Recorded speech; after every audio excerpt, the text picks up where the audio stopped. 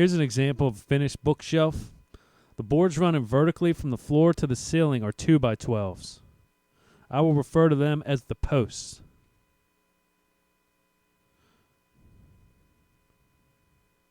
The posts are secured in the bottom by some screws hidden behind that trim. Also secured at the top the same way. The screws are hidden behind that piece of trim. The ceiling height is 92.5 inches tall, so I will cut the posts to be 92.25 inches. It's better to have a 1/4 inch short rather than really snug, because the posts will have to be put into place and then taken down multiple times before securing them permanently.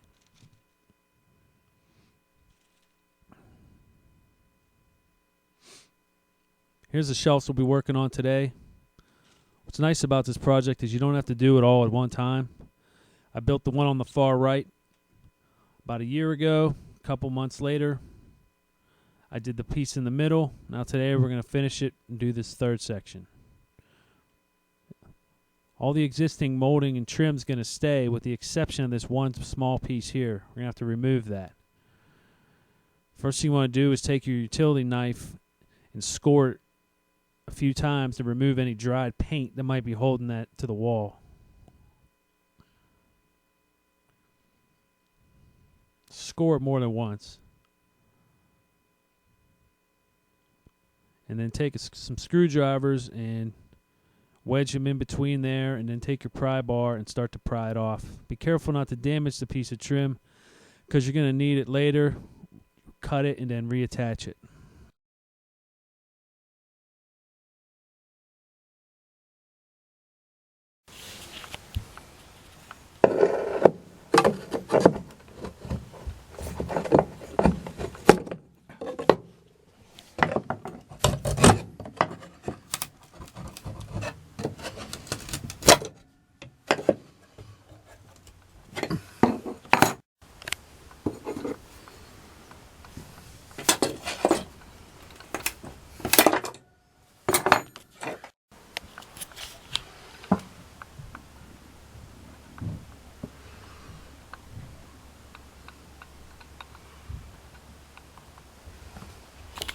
Also check to see if there's any nails sticking up. I have one nail stuck in the floor. Just take a pair of pliers and yank it out and move any debris that might be in the way. Here are the materials. The one on top is a 1x12, 6 feet long, enough for 2 shelves, costs $14. The other two are 2x12s that are from a 16-foot long board. I had them cut it in half at the store to get 2 8-footers, cost $24. It's rare to find a 16-footer that's not bowed or warped and doesn't have any cracks or chips. I had to sort through dozens of boards to find a good one. Here I'm comparing the two to see which side should be the front and hide the bad stuff in the rear.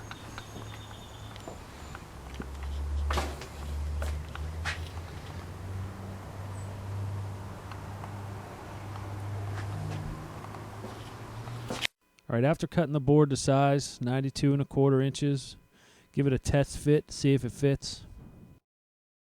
The existing piece of molding is 3/4 of an inch thick and 3.5 inches tall.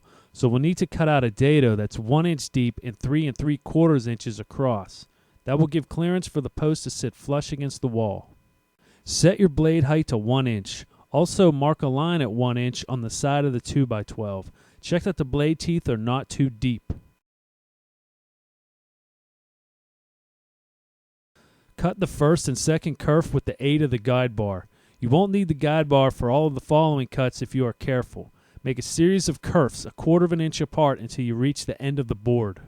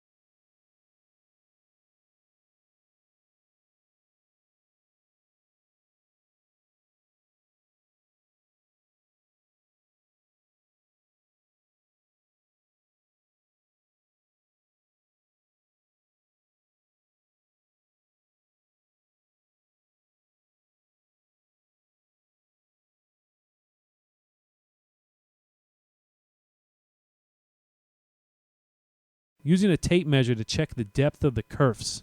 They need to be deeper than 3/4 of an inch, but not deeper than 1 inch.